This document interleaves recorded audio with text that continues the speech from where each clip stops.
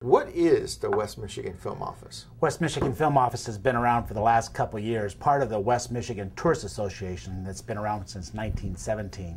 A couple of years ago, when the film incentives passed, we recognized the fact that we have an opportunity to grow the film industry here. And it's tourism related, it's economic development. So WMTA started the film office with an idea of, let's bring in some business. You work with production companies and you help them solve problems with office space, vendors, crew talent, and more. And you're very good at what you do with what very little you have to work with. Yeah. Case in point, 2009, your budget was only $6,000. Right. But this resulted in how much revenue? Well, you know, we go hand-to-hand combat when it comes to production companies. The idea is to find out who wants to come to the state and then to try and solve some of their problems and for them to introduce them to the west side. About $20 million came into the west side of the state. We represent the 41 western counties on the lower peninsula. So, you know, pretty good return on investment. And what we've been trying to say to folks is that the film industry is a phenomenal opportunity for our business community and for our communities. Let's grow the business and let's get more active. So what we're saying is, yep, $6 grand was great last year. Let's raise a few more bucks. Let's get active. Let's get out there and let's bring in more business.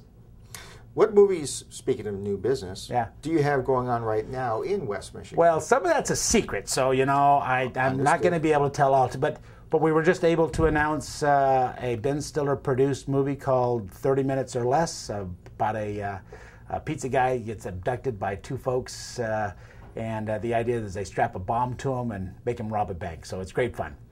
So that's going to be you know, a little bit larger project than what we've had in the past, but we've been king of the indies over here. All kinds of smaller productions.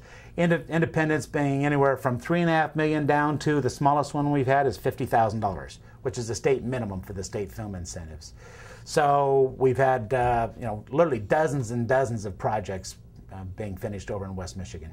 Now, this has all been spurred on by the film incentive? Absolutely. Make no doubt about it. You know, we need to look back we had film incentives, but they weren't very effective. 2007, when we passed the film incentives, we went from having $2 million in films to $125 million spent statewide. Last year, $224 million.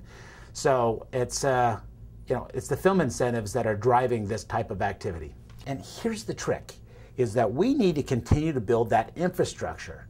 And if you look at, there's case studies out there like Vancouver, BC, or Toronto, you know, they're Hollywood North, and they've got billion-dollar business. And despite the fact that 20, 30 years ago, people used to go there because the Canadian dollar was so much different than the US dollar, so they got this great return, right? Now the US dollar today and the Canadian dollar are pretty much par, but they have the studios, they have crew, they have equipment, and they still have major industry. That's what we need in Michigan. We need that infrastructure. We need the studios, the equipment holders, grip trucks. We need all that stuff to start to backfill and fill our industry. What does the future of the Michigan film industry look like to you? If the incentives stay in place, you know, to the moon, Alice. You know, it's an opportunity for us to grow this business and to grow the number of jobs, people associated with it. Again, the infrastructure that's based around that. So we'll start to see, you know, the camera companies here and the grip trucks here. And beyond that, people think of the film industry just about the productions, but, you know, it's the hotel rooms we're creating. It's the catering. I've got calls today from a guy that does hats and T-shirts for production companies. I've got a foam company here in Grand Rapids that sold, what, 3 truckloads of foam to a movie over in Detroit, and they were doing foam rocks and foam vehicles that they were blowing up. This guy's a manufacturer here in Grand Rapids who says, I'm now in the film industry.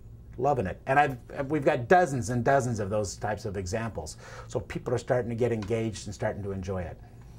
What piece of advice, if a new filmmaker were to come to you, yeah, would you give that filmmaker considering a career in Michigan? Well, considering the fact that I get that question, let's see, all the time, would be that, because I get a lot of those filmmakers that folks right out of college.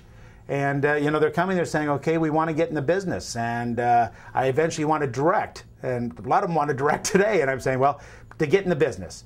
And frequently what happens is, like any job, get in, get some experience, maybe you're a production assistant, a PA on some job. Get in there and figure out how this whole thing works, and then be able to build up your resume in your time. And I've got lots of examples of local folks who started last year on small productions, you know, and low jobs that have now worked themselves up into key positions.